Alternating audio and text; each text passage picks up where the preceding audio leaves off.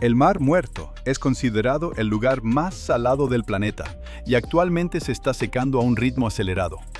El agua retrocede y donde la gente nadaba hace apenas 30 años, ahora se extiende una costa árida con profundos socavones de varios metros. Las playas están cerradas al público, las carreteras están destruidas. Los hoteles que se construyeron justo en la orilla ahora se encuentran a cientos de metros del agua.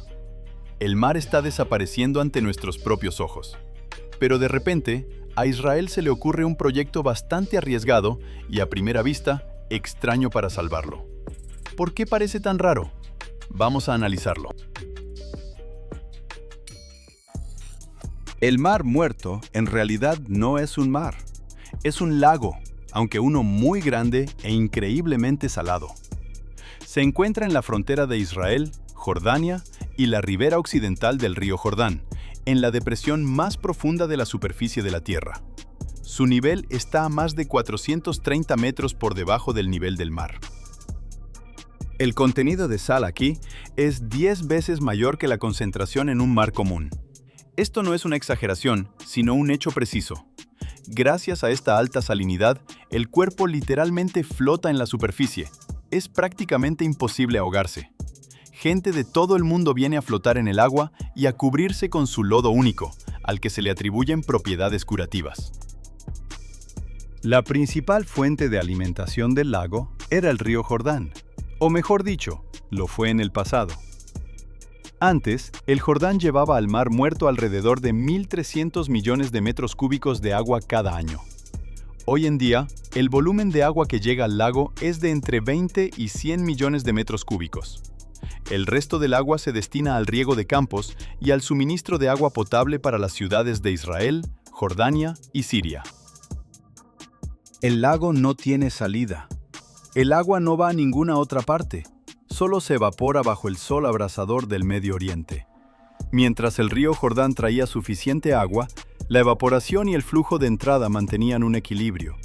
Tan pronto como el suministro de agua se redujo en más del 90%, el equilibrio se rompió. Desde entonces, el nivel del agua ha estado bajando aproximadamente 1 metro cada año. No parece mucho, pero sucede constantemente, sin interrupciones. En los últimos 60 años, el lago ha descendido 35 metros y ha perdido 1/3 de su superficie. Este proceso no se está desacelerando. Según algunos datos, en los últimos años, el descenso alcanza incluso 1 metro con 20 centímetros al año. Con la bajada del nivel, el fondo del Mar Muerto quedó al descubierto. La tierra que había estado bajo el agua durante siglos, de repente quedó expuesta a la atmósfera.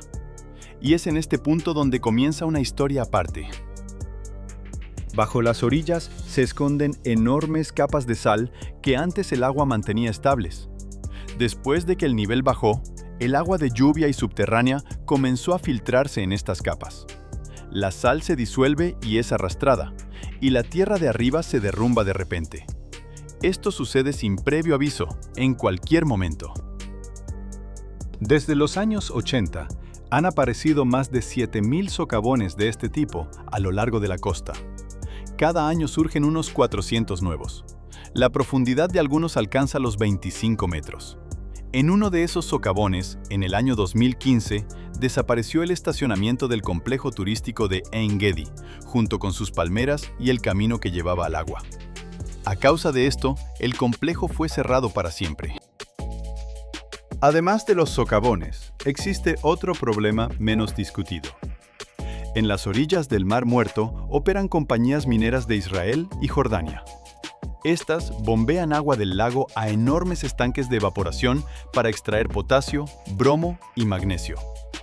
Extraen más agua de la que devuelven, lo que acelera el descenso del nivel del lago.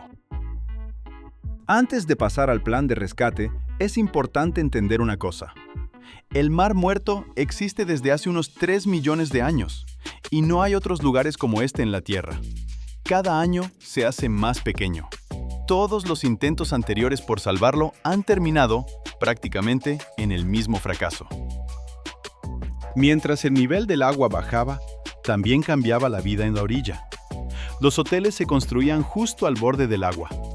En los años 80, los huéspedes salían de sus habitaciones y en un par de minutos ya estaban en el mar. Hoy en día, desde algunos hoteles hay que caminar varios cientos de metros sobre una llanura de sal al descubierto para llegar al agua. Uno de los residentes locales, que lleva más de 12 años dando paseos en bote por el mar, cuenta que cada año la línea de la costa se descubre aproximadamente unos 7,5 metros. Sin embargo, la orilla no se expande, sino que simplemente la superficie del fondo queda al descubierto. El mar se retira poco a poco y deja tras de sí el fondo desnudo. La idea de encontrar alguna solución a este problema no es de ahora. Ya en el siglo XIX, Theodor Herzl soñaba con construir un canal que conectara el Mar Muerto con el Mediterráneo. Esto debía ayudar a preservar este cuerpo de agua único y, al mismo tiempo, convertirse en una fuente de energía. El agua, al caer casi 430 metros, podría hacer girar turbinas. Era un concepto hermoso, sin embargo, se quedó solo en una idea por más de un siglo. El proyecto se tomó en serio en los años 2000, pero ahora no se trataba del Mediterráneo, sino del Mar Rojo. 3 países firmaron un acuerdo con el apoyo del Banco Mundial. Se planeaba construir un oleoducto de 230 kilómetros de largo, organizar una planta desalinizadora en el sur de la región, abastecer de agua dulce a los estados vecinos y verter la salmuera en el Mar Muerto. El proyecto parecía grandioso. Se estimó un costo de alrededor de $10,000 millones. Precisamente el precio se convirtió en el primer obstáculo serio. Más tarde surgieron cuestiones ecológicas, desacuerdos políticos y dificultades burocráticas. En el año 2021, el proyecto fue cancelado definitivamente. Muchos años de negociaciones, pero al final no se logró nada. Mientras continuaban las disputas en torno al Mar Rojo, Israel se ocupaba discretamente de otra cosa.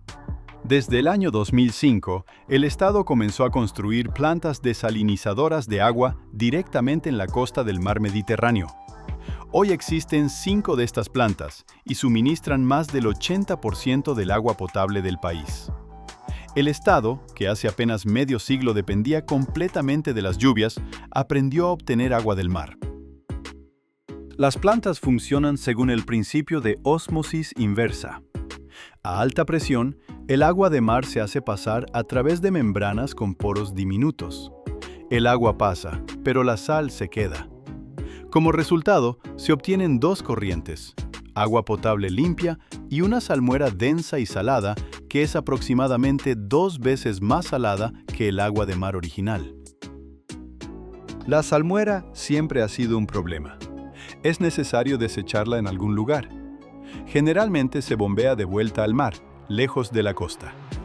Este proceso es caro, requiere una infraestructura aparte y genera preocupación entre los ecologistas. Es un subproducto inevitable.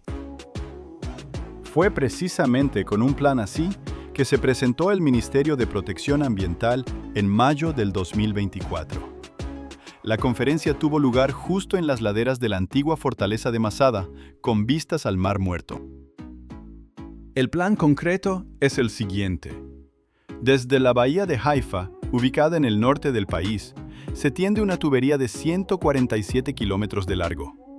Esta pasa a través de valles hacia el este, hasta la misma frontera con Jordania, donde se está construyendo una gran planta desalinizadora. La planta toma agua de mar del Mediterráneo y la divide en 2 corrientes. El agua dulce se suministra a Jordania, un país que atraviesa una grave crisis hídrica. Y la salmuera densa y salada se dirige hacia el sur por una tubería separada, directamente al Mar Muerto. El volumen de salmuera será de unos 400 millones de metros cúbicos al año. El Mar Muerto pierde aproximadamente 700 millones de metros cúbicos al año debido a la evaporación. De esta manera, el nuevo proyecto compensará más de la mitad de las pérdidas. El nivel del agua no subirá, pero el ritmo de descenso se ralentizará considerablemente. La diferencia de altitud entre el mar Mediterráneo y el Mar Muerto es de casi 430 metros. El agua fluirá hacia abajo y en este trayecto se pueden instalar turbinas. Estas generan electricidad que alimentará en parte a la propia planta desalinizadora. el sistema es parcialmente capaz de funcionar de forma autónoma. Herzl ya reflexionaba sobre esta idea en el siglo XIX. El costo estimado del proyecto es de aproximadamente entre 2.500 y 4.000 millones de dólares. En comparación, el proyecto abandonado relacionado con el Mar Rojo habría costado unos 10.000 millones de dólares. La tubería allí habría sido 80 kilómetros más larga y habría pasado por territorio extranjero a lo largo de una falla sísmicamente activa. Aquí, en cambio, la ruta es más corta, más barata, y la mayor parte del trayecto se encuentra en suelo israelí. La parte más inesperada del plan no tiene que ver ni con la tubería ni con la planta. En las orillas del Mar Muerto, las empresas mineras bombean agua del lago hacia enormes estanques de evaporación para extraer potasio y bromo. Como resultado, en el fondo de estos estanques se acumula sal, que es raspada y apilada en gigantescas montañas justo en la orilla. Estos montones de sal permanecen allí y no desaparecen por sí solos. Los autores del proyecto proponen usar la salmuera para disolver estas montañas de sal y enviar la mezcla resultante de vuelta al mar. Esto permite resolver simultáneamente el problema de los depósitos de sal y asegurar un aporte adicional de agua al Mar Muerto. Además, las empresas mineras pagarán por este servicio, lo que aumenta el atractivo económico de todo el proyecto. Los desechos con los que ellas mismas causaron el daño ayudan a preservar lo que fue destruido. Cuando leía sobre esto, un detalle me llamó especialmente la atención. La idea de conectar el mar Mediterráneo con el Mar Muerto se discutió seriamente por primera vez allá por los años 1850, es decir, hace casi 170 años. Desde entonces, este tema se ha planteado, estudiado y pospuesto innumerables veces. Y ahora, el proyecto vuelve a estar sobre la mesa, pero ya con cifras concretas y una ruta clara. Mientras tanto, los científicos plantean preguntas importantes. El Mar Muerto es una solución química única que se ha formado durante millones de años. La salmuera que se obtiene al desalinizar el agua del Mediterráneo tiene una composición diferente. Nadie sabe con certeza cómo interactuarán estas dos soluciones a largo plazo. Preocupa la posible formación de yeso en la superficie, una película blanquecina que podría cambiar la apariencia del mar. Es precisamente por esta razón que 400 millones de metros cúbicos al año no es solo una cifra estimada, sino el volumen máximo que los científicos consideran químicamente seguro. No se puede exceder este límite. Y aquí es donde el plan se enfrenta a cuestiones más complejas que los problemas de ingeniería y química. La orilla oriental del Mar Muerto pertenece a Jordania. Sin el consentimiento de este país, no se podrá bombear ninguna salmuera hacia allá. Y llevar a cabo negociaciones políticas con Jordania en público en este momento es sumamente complicado. Sin embargo, Jordania no tiene muchas opciones. El estado subsiste gracias a reservas de agua subterránea que no se reponen. Una nueva planta en la frontera podría cubrir más de una cuarta parte de toda la necesidad nacional de agua. Esto no es caridad, sino un acuerdo comercial beneficioso para ambas partes. El lanzamiento del sistema está previsto para alrededor del año 2045. Antes de eso, se necesitarán unos 10 años para las aprobaciones, los estudios ambientales y la búsqueda de financiamiento. Solo después de eso comenzará la construcción. En la conferencia cerca de Masada, alguien entre los presentes dijo en voz alta lo que muchos pensaban. Al Mar Muerto le quedan menos de 20 años. A cada habitante de Jordania le corresponden unos 100 metros cúbicos de agua dulce al año. Se considera que un país está en una grave crisis hídrica si este indicador cae por debajo de los 1.000 metros cúbicos. Jordania lleva mucho tiempo viviendo con una cifra 10 veces menor que esa marca, y las reservas de agua continúan disminuyendo. Por lo tanto, para Jordania, este proyecto no se trata tanto del Mar Muerto, sino del agua del grifo. Es precisamente por eso que en las negociaciones ha surgido una oportunidad que no tuvo ninguno de los proyectos anteriores. Antes, salvar el lago era un fin en sí mismo. Ahora, en cambio, es un efecto secundario de un acuerdo necesario para ambos países por profundas razones prácticas. En los últimos 20 años, Israel ha construido desde cero toda una industria de desalinización. 5 plantas en la costa, tuberías y estaciones de bombeo. El país, que hace apenas medio siglo dependía de la lluvia, hoy produce agua del mar a escala industrial. Es precisamente esta tecnología la que puede ayudar a resolver un problema que no se ha podido solucionar en 170 años. Lo que me conmovió especialmente de este proyecto es que cada una de sus partes sirve a las necesidades de las demás. La salmuera, que antes creaba grandes problemas en las plantas de desalinización, se convierte en la herramienta principal para salvar el mar. Las montañas de sal, que se acumularon durante años en la orilla, se disuelven con esa misma salmuera y regresan al mar. Lo que antes se consideraba desecho se convierte en parte de la solución. Todos los proyectos anteriores resolvían un problema y al mismo tiempo generaban nuevos. Este proyecto en el papel parece un mecanismo con un mínimo de piezas innecesarias.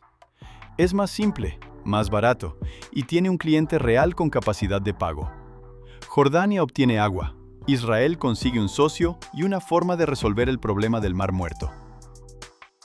La pregunta principal ahora no es si el plan funciona técnicamente. Los ingenieros afirman que sí. El problema es si los políticos podrán llegar a un acuerdo lo suficientemente rápido. 10 años de negociaciones es un pronóstico optimista para una región donde cualquier papel puede quedarse atascado durante muchos años. Mientras se aprueban los documentos y se busca financiamiento, en estos 20 años, el nivel del mar descenderá aproximadamente otros 24 metros. Aparecerán miles de nuevos socavones. Se cerrarán nuevas playas. La línea de la costa retrocederá aún más. Todo esto ocurrirá en tiempo real. Si el proyecto se pone en marcha en los plazos previstos, no restaurará el mar a su estado de los años 60. Ya se ha perdido demasiado. Pero podrá preservar lo que queda. Ralentizar el proceso que ha continuado sin parar durante ya 6 décadas. En 170 años de conversaciones sobre la salvación del Mar Muerto, este es el primer plan que tiene simultáneamente una solución técnica, sentido económico y el interés de ambos países por razones independientes. No por amor a la naturaleza, sino por consideraciones pragmáticas. Quizás esta sea la base más sólida para que en esta región suceda algo en absoluto. Si funcionará o no, nadie lo sabe todavía. Pero por primera vez en mucho tiempo, la pregunta se plantea precisamente así: si será posible en principio y si alcanzarán a hacerlo a tiempo.